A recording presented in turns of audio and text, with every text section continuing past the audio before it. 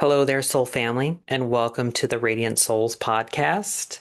And today's episode, I'm going to be talking to you about a specific, very personal thing that happened to me that taught me about blessings and lessons. So, just so you know, I don't believe that there's any such thing as a coincidence at all. I think that's an absolute truth with a capital T. There are no coincidences in life. Everything happens for a reason to nudge us along our true divine path that we've chosen to live in this lifetime, that we are co-creating with the divine, with the universe. Even from the things that seem the most random to the most tragic. This is because we make meaning from everything. What I hope to impress upon you in this episode is that that meaning is either a blessing or a lesson. And spoiler, even the lessons are blessings because they're helping us grow. They're helping us get to where we really want to be. So are we going to allow that to happen? Or are we going to push against that brick wall and try to stop it? Try to control the process. So, to get one thing out of the way, if you know enough about me by now, you will know that I don't believe that the divine God, goddess, source, universe, etc., whatever you call the higher power, the universal force energy, that it's some sort of entity pulling levers on us, like the Greek gods, like job loss, pregnancy, diagnosis, win the lottery, or anything like that. There is no judgment, there's no punishment. I believe that the divine to be a source of life that operates on the frequency of love, pure, unconditional, divine love. Anything less than love is not divine. It is likely human fear operating from our egos. Totally normal, totally human. I believe, though, our thoughts and emotions, through those, we vibrate an energy that draws or attracts things to us, like energy attracts. So the thoughts and emotions we put energy into, that we direct our consciousness spotlight on, will bring more of that to us, whatever we're putting it on. So when we say, why does this always happen to me? I never asked for it. No, but through your conditioning, did you learn to expect it? Did you learn to accept it? This is how the world works. How many times have we heard, things like this? Now, there are larger global issues going on that I'm not bypassing here, like genocide, war, racism, bigotry, hate, all of that. That stems from a much more collective consciousness idea, and that's not what I'm discussing today in this blog. I'm talking more about the very individual things that happen in our everyday lives that end up shaping us or breaking who we are and reforming us into a better version of ourselves. So there are times when people will say, well, how else could I possibly react or feel about something like this happening to me? So let me give you an example from my life. Picture it. I'm 22 years old, Sicily. No, really Ohio, but um, I'm about to graduate college. So instead of pursuing a career in clinical research or something in the psychology field, that was my bachelor's, I felt a vocational calling to a seminary. I completed an immense amount of paperwork. I had to write essays. I had to get recommendation letters from various sources. Um, and you know that I'm a very spiritual person my whole life. So this was like, of course they'll take me. Of course. Everything I checked all the boxes. Everything's good. So then I waited and waited and waited some more. And then I emailed to check on the status or any kind of timeline. Nothing. I was about to lose my living arrangement because my lease was up and I had graduated college. I needed to make plans. What was my next move going to be? Still nothing. I asked a priest that I knew to intervene. Nothing. So eventually, what I had to do was go to this seminary director's bishop, um, and I emailed their office and requested some kind of intervention. I just needed something. Just give me something. So a little bit of back and forth there, and eventually I got a very brief and very cold email from the seminary director stating they could not accept me and best wishes in the future. I responded, can I know the reason? Can I know? I accept the decision, but can I know what it was? No answer. Never heard from this person again. Now, at 22 years old, being the little spiritual boy my whole life, I felt my world collapse. I had no backup plan for my life. And I was a planner. I was a hard worker and a planner. And why would a seminary just reject me outright with no prayerful discernment process? Like, if you know anything about seminary, just because you go into a seminary and study doesn't mean you're going to be ordained. There has to be some sort of discernment process that it's right for me and that they believe I'm right for it. But I wasn't even given that opportunity or even an explanation why that couldn't happen. And then to add another layer, my grandmother used to tell me from a young age that I was going to be a priest, and she would tell everyone who would listen or didn't want to listen that I was going to be a priest. So there was that. Then there was the more existential layer that bothered me more, and that was, did I not hear a call from a divine voice within me? It felt so right at the time. Was I not worthy or good enough? Was I horribly mistaken about myself? And of course, the biggest question was being gay the barrier? It was the one glaring thing that I admitted to in that application.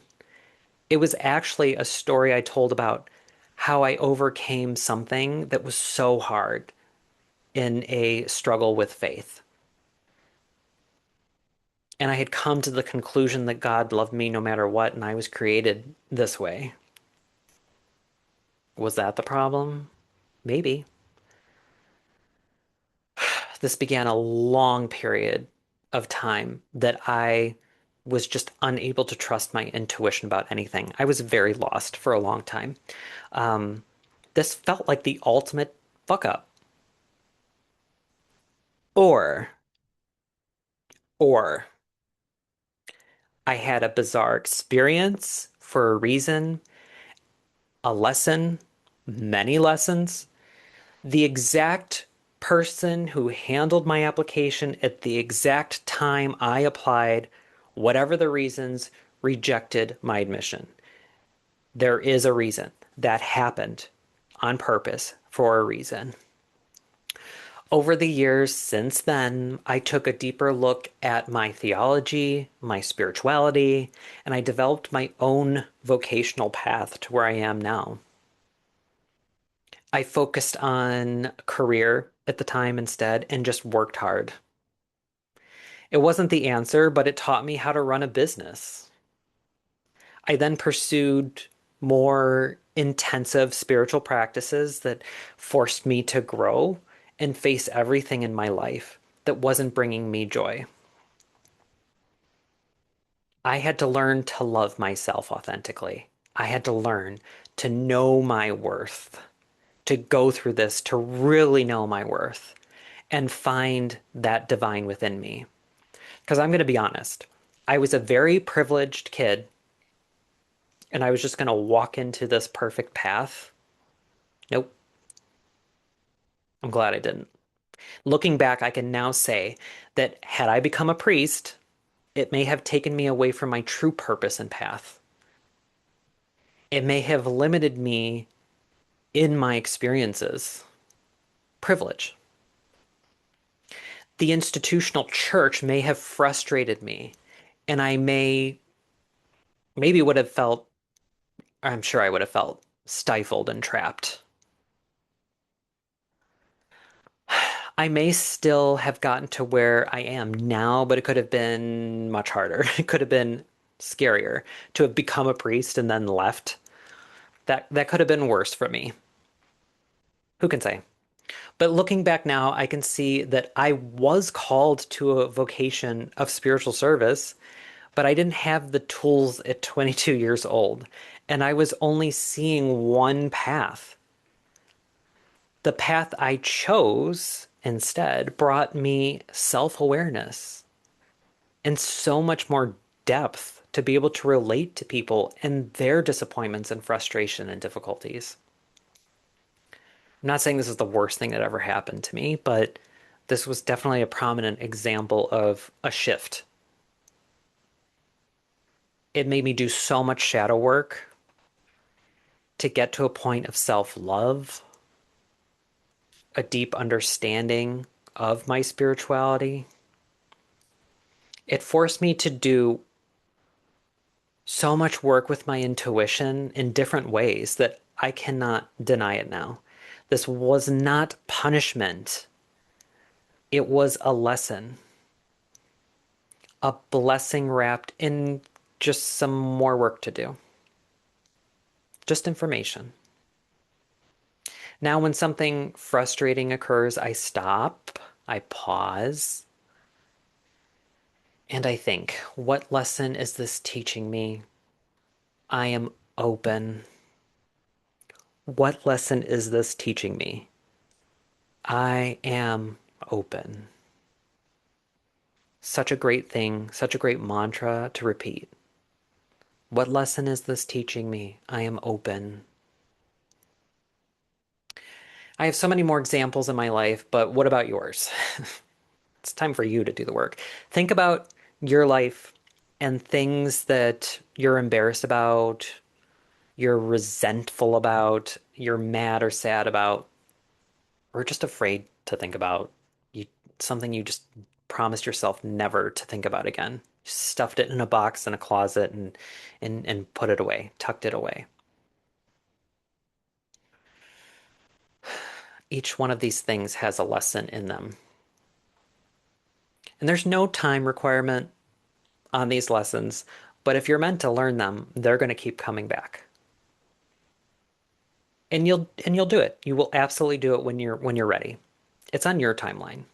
I mean, what I just described, that process I went through, that took like 20 years to figure out. So some of those big ones, they keep cycling around. They cycle and they come back to you if it's meant for you.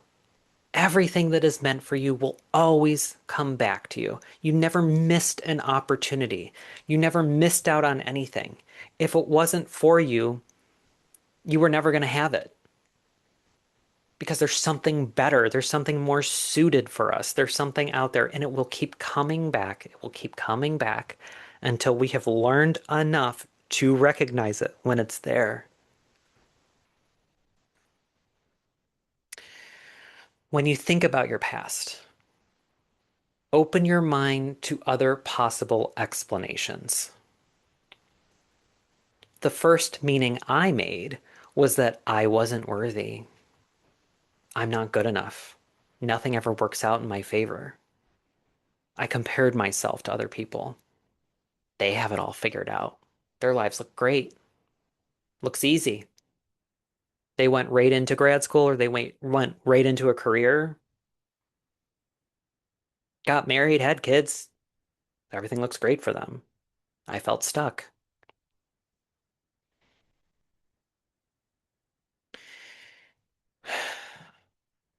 I had to realign.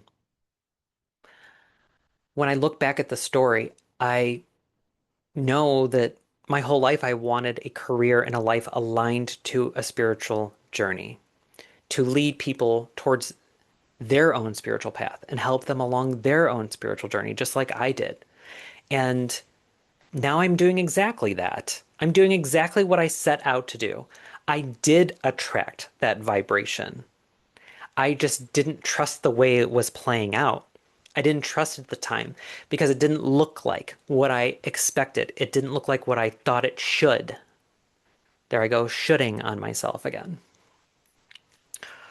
That's where our frustrations and problems lie.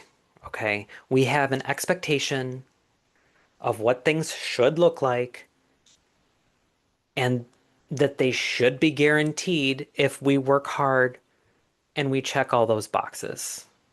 That's not life. That's not how life works. That's capitalism. That's colonizer propaganda. It's bullshit. Don't listen to your family and your elders and your boss that that's just the way it is. You just work harder and you're going to get this. You're going to get it. You're going to get your success. That's what success looks like. That's all bullshit. That's all crap. Absolute shit. So what do we do instead? Well, once we know what we want by doing that inner work, by doing that shadow work, once we know what we really want and how we want it, we set that intention of having it be so and take the actionable steps that are right in front of us. And when there is no step to take, then we wait. Be still. Be still. There's so much power behind those words. You have no idea. No idea. That's where the divine takes over. That's where the divine intelligence works it all out in the stillness. It looks like nothing is happening on your end, but you just placed your order. Now all the cooking is getting done where you can't see. Trust it. Be still. Be open. Remain open to what shows up in your life because it will guide you to the next steps. Did you ever order food based on the description in the restaurant when there's no picture and the way it comes out, you're like, oh, that's really not what I thought it was going to be. Um, be open to that. When it comes out, don't be like, this isn't what I ordered. I want to speak to the manager. I want my money back. No, it's, oh, interesting. Not what I thought it was going to be. Be open to that. What can you do with it? Does it give you more ideas? Does it give you a different direction to go? Does it give you more options? It's just more useful information. It's not a setback. It's a redirection. It's more information. Be curious. When you align your thoughts and emotions to this vibration of openness and curiosity, you're going to attract more of that positivity. If you align with frustration and anger, you will continue to feel those feelings. Everything will look like a setback instead of redirection. Just trust the process. Trust yourself to be able to make decisions in the moment. Trust your intuition. This is your invitation. I'm inviting you to look back in your life without judgment and see what lessons you learned that you're actually grateful for. You don't have to be happy about them. You don't have to be happy about the distress it caused. But distress aside, where it took you, you could be grateful for that. Made you smarter, made you stronger, made you more aware. It opened your eyes to things, to a world that is very different than what you expected. And it made you more aligned with your authentic self and your path. Be still, be open, be curious. Okay, kids, that's it for today. I am a life coach, energy healing mentor, Reiki master. If you would like to work with me, you can head over to my website, weareradiantsouls.com, and take a look at some of my offerings there. If not, be also sure to look at some of my other things on YouTube and on Instagram. Radiant Souls LLC is my handle on both. And of course, you'll be able to see some other things that I offer that might be helpful to you. So keep on shining.